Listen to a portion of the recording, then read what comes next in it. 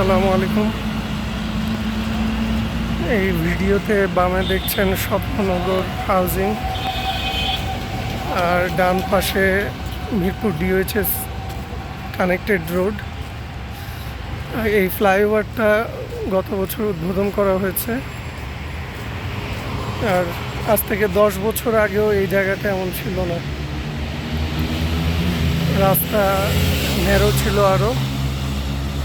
আর এই যে 14 তলা বিল্ডিংগুলি দেখছেন, এটা ছিল একটা ফাঁকা মাঠ। মাঠ বললেও ভুল হবে, নিচু জমি।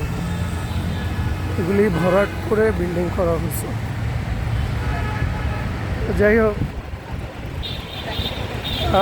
গতকালকে গ্রামের বাড়ি গেছিলাম।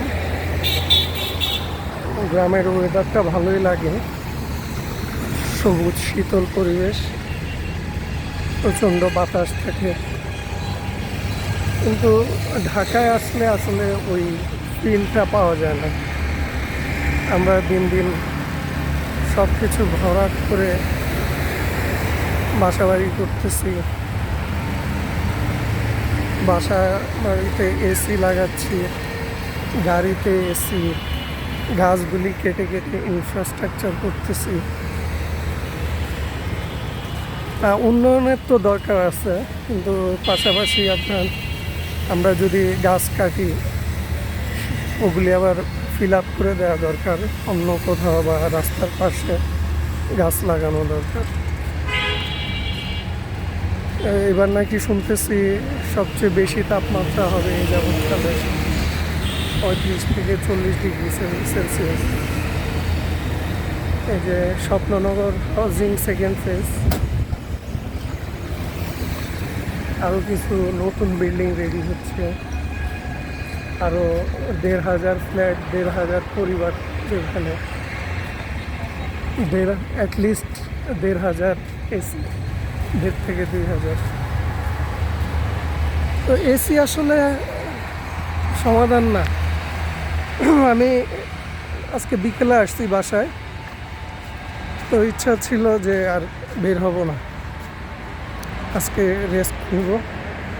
এমনি আমি একটু রাতে বের হয়ে হাঁটাহাঁটি করি। তো বাসায় যে গরম, ফ্যানের বাতাসও গরম মনে হচ্ছিল। আর এসি আমার বাসায়ও আছে, কিন্তু এসি চালানোটা তো সমাধান না। আর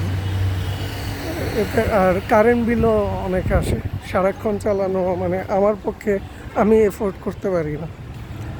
যাই হোক, তো এই জন্য বের হইলাম। বাইরে বাতাস আছে আলহামদুলিল্লাহ। এখন হাঁটতে হাঁটতে যাচ্ছি মিরপুর ডিওএইচএসের একটু আগেই আমার একটা প্রিয় চায়ের দোকান, ওখানে এক কাপ লেবু চা খাবো।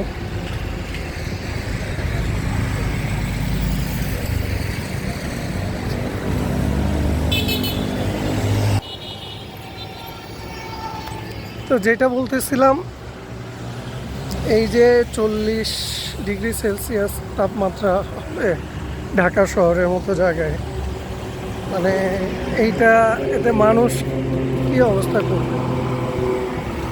হ্যাঁ, যারা বয়স্ক এদের জন্য হিট স্ট্রোকের ভয় থাকে, হিট স্ট্রোকের ভয় থাকে। তারপরে বাচ্চাদের জন্য এটা খুব কষ্টদায়ক, সবার জন্যই কষ্টদায়ক। আসলে বেশি বেশি আমাদের গাছ লাগানো উচিত। যেমন এই যে ফাঁকা জায়গাটা, এখানে সারিবদ্ধভাবে গাছ লাগানো যায়, কিন্তু তাই না? হ্যাঁ, এরকম অনেক জায়গা আছে যেখানে গাছ লাগানো যায়। তারপরে আমাদের প্রত্যেকটা ভবনের ছাদে গাছ লাগানো যায়। হ্যাঁ, তো বারান্দায় আমরা চাইলে হয়তো কিছু গার্ডেনিং করতে পারি। এটা প্রভিশন রাখা উচিত মনে হয়, যে রাজুক থেকে যখন বিল্ডিং প্ল্যান অ্যাপ্রুভ করবে, তখন যে ছাদে গার্ডেনিংয়ের ব্যবস্থা করতে হবে, গাছ লাগাইতে হবে।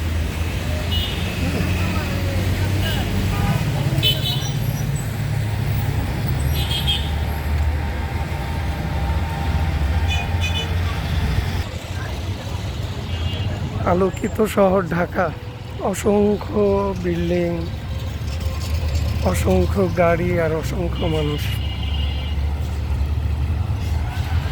দিন দিন এই শহরটা আরো ব্যস্ত থেকে ব্যস্ততর হচ্ছে, অথচ চাইলেই আমরা এই শহরটাকে আরেকটু পরিপাটি করে আরেকটু সবুজ করতে পারি। প্রয়োজন প্রপার প্ল্যানিং। আমার মনে হয় এখন থেকেই সরকার যদি এদিকে খুব জোর দেয়, অ্যাটলিস্ট আমাদের ঢাকা শহরের তাপমাত্রা এখন যেরকম তার থেকে 10 ডিগ্রি সেলসিয়াস কমানো যাবে। আর অযথা এসি চালানো, অযথা শব্দ দূষণ করা, এই রোডটাতে প্রায় সময় কিছু কম বয়সী বাইকার রাত্রে সন্ধ্যার পর থেকেই রাত্রে 1টা 2টা পর্যন্ত প্রচণ্ড শব্দ করে বাইক চালায় যায়। আমার বাসা যেহেতু রোড সাইডেই, আমি টের পাই কি প্রচণ্ড শব্দ। আমার ছোট বাচ্চা ঘুম থেকে কেঁপে ওঠে। এই জিনিসগুলি আরেকটু আমাদের সচেতন হতে হবে আর কি। যাই হোক, আমার সেই ফেমাস চায়ের দোকানটা চলে আসছে, 1 কাপ চা খাবো, তারপর আবার বাসায় যাব। তো আমার বক বক ধৈর্য ধরে যারা শুনেছেন সবাইকে অনেক ধন্যবাদ। আর ভালো থাকবেন, দোয়া করবেন। আসসালামু আলাইকুম।